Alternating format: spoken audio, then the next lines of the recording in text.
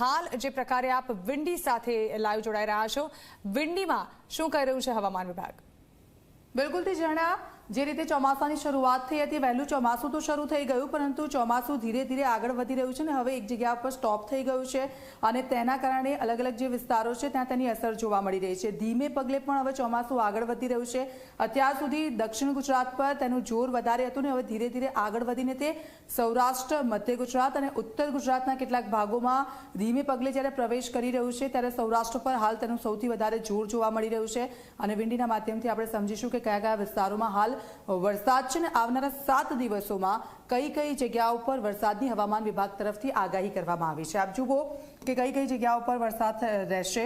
તો જે દરિયા કિનારાનો વિસ્તાર છે એટલે અહીંયા સૌરાષ્ટ્રનો જે દરિયા કિનારો છે ત્યાંથી લઈને દક્ષિણ ગુજરાતનો જે દરિયા કિનારો છે ત્યાં વરસાદનું જોર છે એ સૌથી વધારે રહેવાનું છે.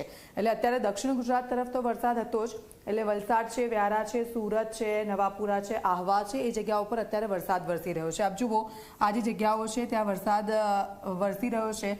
બીજી એક વાત કરીએ તો આ વખતે સારા સમાચાર એ છે કે અમદાવાદમાં પણ આજે વરસાદની આગાહી કરવામાં આવી છે. ગઈકાલે પણ વરસાદ જે રીતે પડ્યો હતો પણ જેવો જોઈએ એવો વરસાદ હજી સુધી પડ્યો નથી, એટલે અમદાવાદના લોકોએ હજી રાહ જોવી પડશે.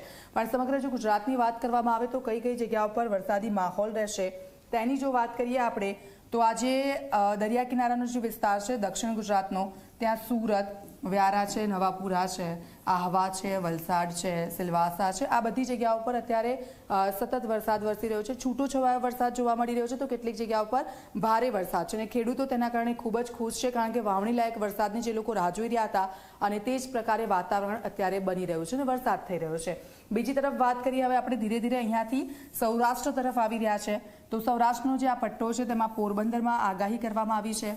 વેરાવળમાં અત્યારે વરસાદ થઈ રહ્યો છે. ઉનામાં આપ જુઓ વરસાદ છે, મહુવામાં છે અને અત્યારનો સૌથી વધારે વરસાદ જો નોંધાયો હોય તો તે અમરેલીમાં છે. અમરેલીમાં સૌથી વધારે વરસાદ છે અને ત્યાંની જે સ્થાનિક નદીઓ છે ત્યાં પણ સારા એવા પાણીની આવક થઈ છે, એટલે ત્યાંના લોકો ખૂબ ખુશ છે.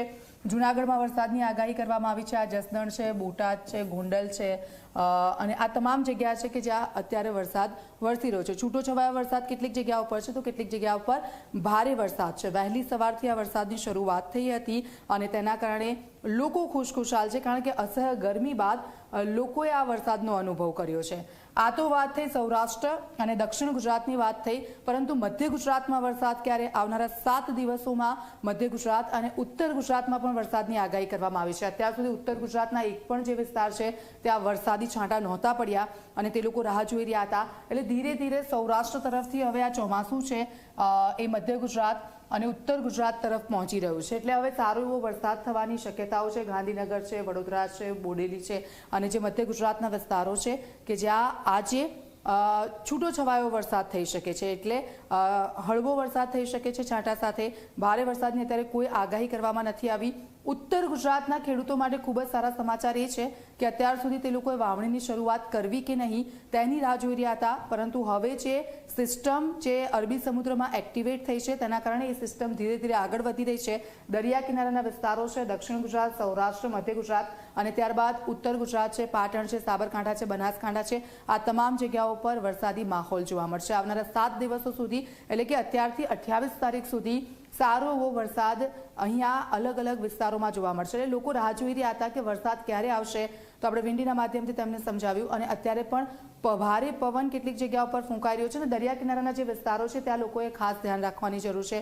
ત્યાં ભારે પવન સાથે વરસાદી છાંટાનું આગમન થઈ ચૂક્યું છે. ઝરણા બિલકુલ દીક્ષિતા, તો હવે ધીમે ધીમે રાજ્યભરમાં ધીમી ધારે તેમજ હળવો વરસાદ વરસે તેવી શક્યતાઓ વ્યક્ત કરાઈ છે.